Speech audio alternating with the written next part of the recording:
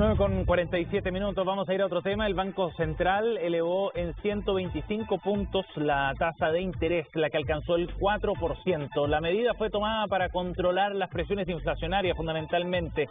Vamos a conversar de este tema, de las razones del Banco Central, de los efectos que esto puede tener también desde el punto de vista de los consumidores. Estamos en contacto con el economista y académico de la Universidad de Chile, Alejandro Alarcón. Gracias por el contacto, Alejandro, muy amable. Hola Sebastián, qué gusto escucharte. Gracias por conversar con nosotros.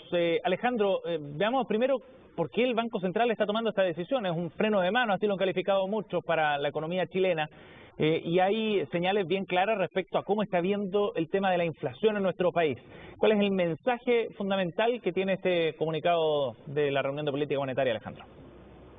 Bueno, como ha sido destacado por economistas, incluso asesores de la izquierda, la doctora Griffith Jones ha señalado que hay una clara desequilibrio en la trayectoria de gasto y producción, lo que se ha traducido en alza sostenida de los precios en los últimos meses y, por lo tanto, la inflación en este momento, la expectativa alcanza el 7%, que está bastante fuera del rango meta, ¿no es cierto?, que es el rango que se da al Banco Central para mantener la inflación bajo control. Ajá. Y para el primer trimestre creemos que va a estar cerca del 6%, sobre todo por los efectos cambiarios. Alejandro, o sea, lo que está diciendo aquí el Banco Central es el problema de la inflación es real, es grande y es un problema que podría estar acompañándonos por más tiempo. ¿Eso es lo que está diciendo el banco más o menos?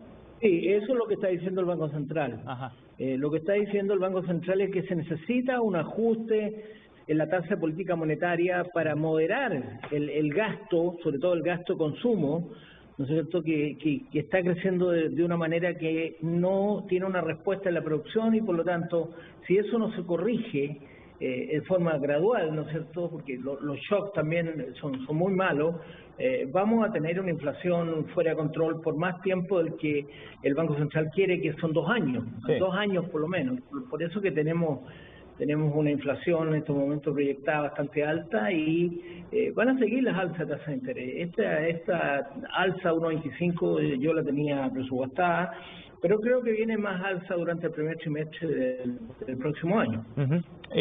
Alejandro, ahora, ¿qué es lo que está empujando la inflación? ¿Qué dice el Banco Central también sobre las razones detrás de esta inflación tan alta, digamos? ¿Son factores globales porque se está viendo una mayor inflación en distintas partes del mundo o tiene que ver fundamentalmente con asuntos locales?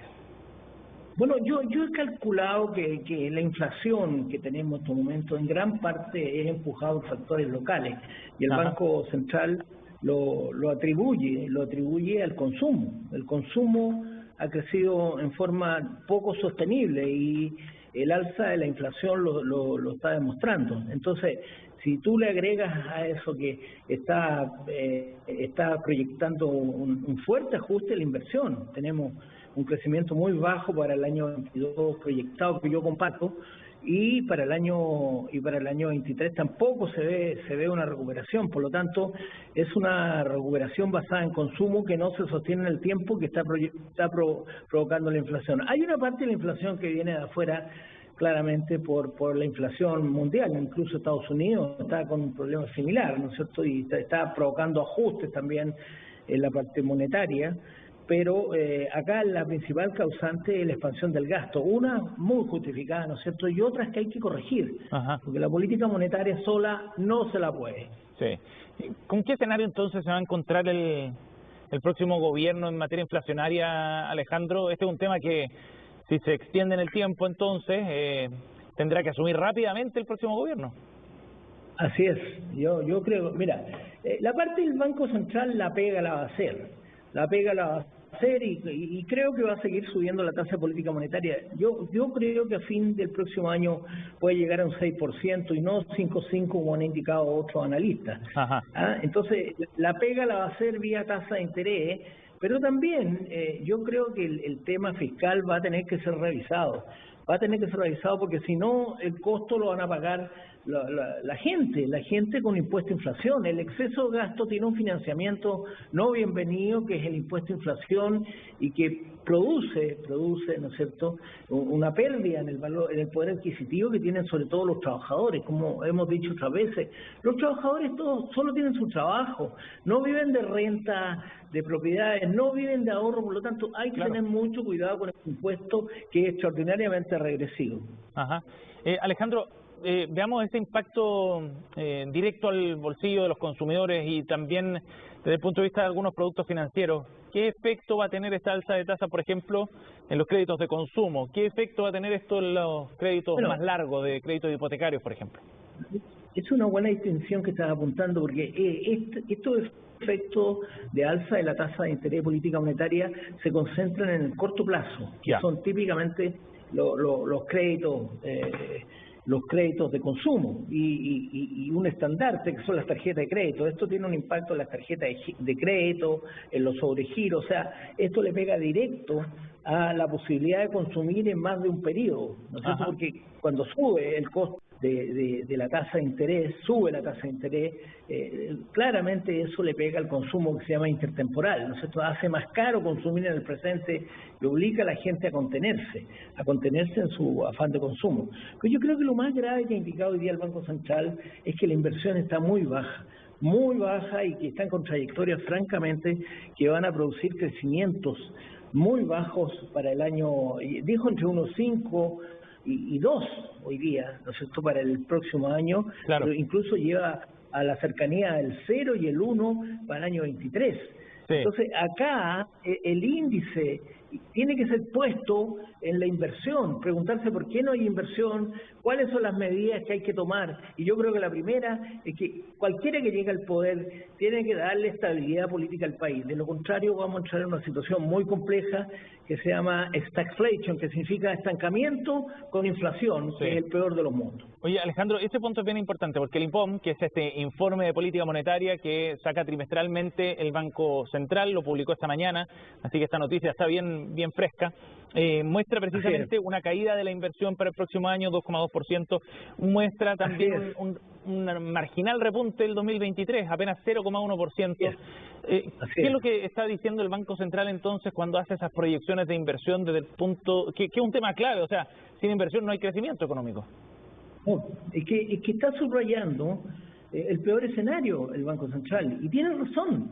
Está subrayando que podemos tener un escenario que hay que por lo menos parar la inflación, ¿no es cierto? Pero sabemos ya, el mismo Banco Central lo induce en el informe, que podría todavía el primer trimestre tener inflaciones cercanas al 6%, después del 7% que vamos a tener este año.